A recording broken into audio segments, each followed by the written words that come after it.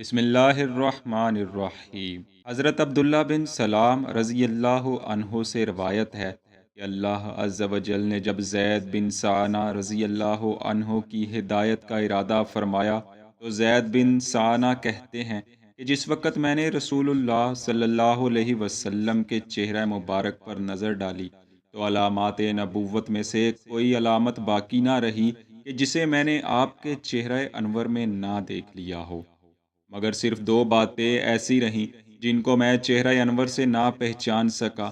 ایک یہ کہ آپ کا حلم یعنی برداشت آپ کے جہل پر غالب ہوگا، دوسرے یہ کہ دوسروں کے جہل کی بنا پر آپ پر شدت کرنے سے آپ کا حلم ہی زیادہ ہوگا۔ چنانچہ زید بن ثانہ کہتے ہیں میں ان دونوں یعنی حلم اور جہل کو بھی حضور صلی اللہ علیہ وسلم میں پہچاننے کے لیے ایک ترکیب تیار کی۔ میں نے نرمی کا برتاؤ اختیار کرتے ہوئے آپ صلی اللہ علیہ وسلم سے ایک معاملہ طے کیا، اور وہ یہ تھا کہ میں نے ایک خاص مدت مقرر کر کے ایک متعین کھجور کی مقدار خریدنے کا معاملہ کیا اور آپ صلی اللہ علیہ وسلم کو قیمت بھی ادا کر دی۔ ابھی طے شدہ وقت آنے میں 2 سے 3 دن باقی تھے کہ میں آپ صلی اللہ علیہ وسلم کے پاس آیا اور آپ کی قمیص اور چادر کے ایک گوشہ کو پکڑ کر غضبناک جذباتی ہو کر کہا، اے محمد صلی اللہ علیہ وسلم، مجھے یقین ہے تم میرا حق ادا نہ کرو گے۔ واللہ میں جانتا ہوں اے آل مطلب تم سب اپنے معاملوں میں خیانت کرنے والے ہو، اور بے شک تمہاری اس معاملے میں بھی لاپرواہی میں خوب جانتا ہوں۔ آپ فرماتے ہیں میری یہ غضبناک باتیں سن کر ابھی حضور صلی اللہ علیہ وسلم نے کچھ نہ فرمایا تھا کہ پاس کھڑے حضرت عمر رضی اللہ عنہ فوراً غضبناک ہو گئے۔ فرمایا، اے دشمن خدا، تو رسول خدا صلی اللہ علیہ وسلم سے ایسی بات کہتا ہے اور پھر میں موجود سن رہا ہوں۔ خدا کی قسم، اگر مجھے حضور صلی اللہ علیہ وسلم کا اس درجہ احترام نہ ہوتا تو میں اپنی تلوار سے اب تک تیرا یہ سر اڑا چکا ہوتا۔ رسول اللہ صلی اللہ علیہ وسلم غیر معمولی سکون اور وقار کے ساتھ حضرت عمر رضی اللہ عنہ کی طرف دیکھ کر تبسم فرما رہے تھے۔ پھر آپ صلی اللہ علیہ وسلم نے ارشاد فرمایا، اے عمر، میں اور یہ یعنی زید بن ثعنہ تمہاری اس سخت بات کے علاوہ کسی اور ہی چیز کے متمنی تھے۔ اے عمر، تم مجھ سے حسن ادا کو کہتے اور ان کو مہذب طریقہ کے تحت مطالبہ کرنے کی تلقین کرتے۔ جاؤ اور انہیں بھی لے جاؤ، ان کا مطالبہ پورا کر دو اور اوپر 20 کھجوریں اور بھی دے دو، بدلہ اس کا جو تم نے ان کو اپنی باتوں سے رنج دیا ہے۔ امید ہے یہ بد دل نہ ہوں گے۔ چنانچہ حضرت عمر رضی اللہ عنہ نے حکم کی تعمیل کی تو میں نے عمر سے کہا، اے عمر، میں نے نبوت کی تمام علامتیں حضور صلی اللہ علیہ وسلم کے چہرہ پر انوار میں دیکھ لی تھیں، صرف 2 علامتیں ایسی تھیں جن کو میں جاننا چاہتا تھا، تو یہ دونوں نشانیاں بھی میں نے پہچان لی ہیں۔ اب میں اقرار کرتا ہوں میں اللہ کے رب ہونے، اسلام کے دین ہونے اور محمد صلی اللہ علیہ وسلم کے نبی ہونے پر راضی ہو گیا۔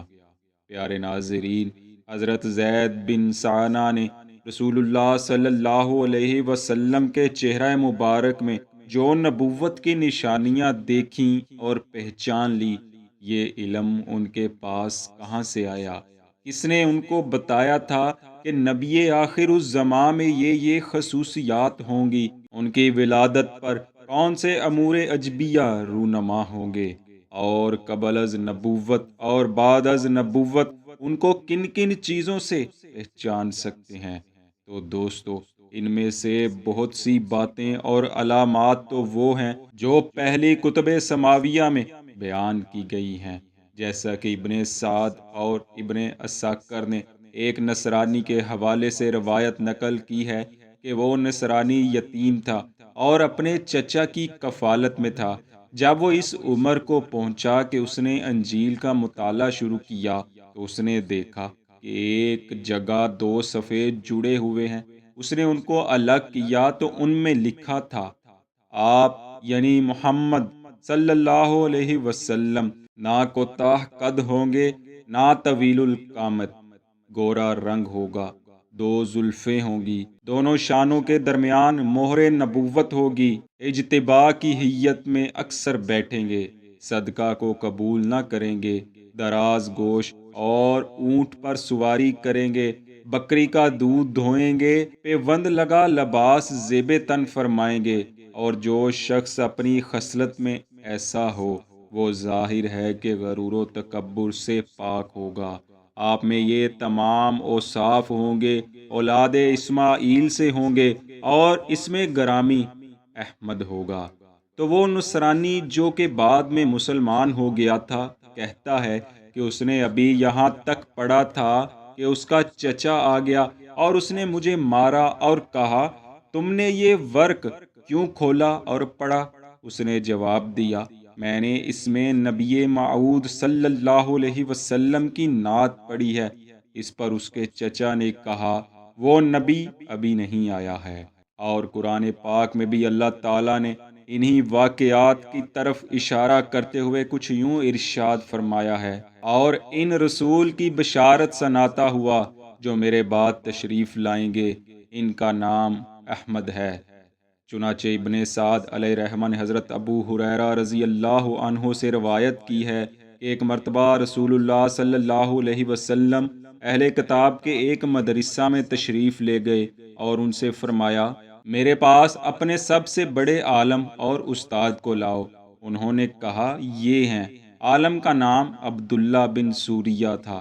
حضور صلی اللہ علیہ وسلم اس کو خلوت میں لے گئے اور اسے ان کے دین، جملہ انعامات الہیہ، مان اور سلوہ اور ان پر سایہ ابر ہونے سے متعلق قسم دی اور فرمایا، تم میرے بارے میں کیا جانتے ہو؟ اس نے جواب دیا، خدا شاہد ہے، میں جانتا ہوں آپ اللہ کے رسول ہیں، اور جملہ اہل کتاب اس حقیقت سے آشنا ہیں، چونکہ توریت میں واضح طور پر آپ کے اوصاف مذکور ہیں، مگر میرے ہم مذہب حسد اور عصبیت کی بنا پر انکار کرتے ہیں۔ آپ صلی اللہ علیہ وسلم نے پھر سوال فرمایا، تم کو اقرار اور اعتراف سے کس چیز نے روک رکھا ہے؟ کہنے لگا، میں اپنی قوم کے خلاف کرنا پسند نہیں کرتا، میرا خیال ہے ان قریب یہ لوگ دعوت اسلام قبول کر لیں گے، اس وقت میں بھی اسلام لے آؤں گا۔ دوستو، یہ اور ان کے علاوہ سینکڑوں روایات ہیں جو قبل از ولادت ہی آپ صلی اللہ علیہ وسلم کی آمد کا اعلان کر رہی تھیں۔ ان میں سے چند مشہور و معروف روایات و واقعات مستند حوالہ جات کے ساتھ لے کر اگلی کچھ ویڈیوز میں آپ کے سامنے پیش ہوں گے۔